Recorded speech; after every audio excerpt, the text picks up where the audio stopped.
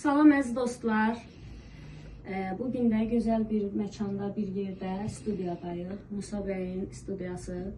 Xeyirli olsun. Sizlərin də işi avand olsun. Bizim də işimiz avand olsun. Gözəl bir papır gəlir. İnşallah xeyirli uğurlu olsun. Çox sağ olun Musa bəy.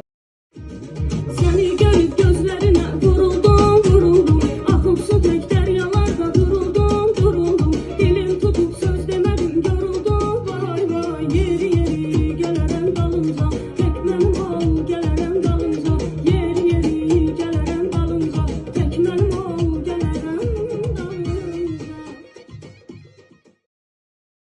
Salam əziz dostlar.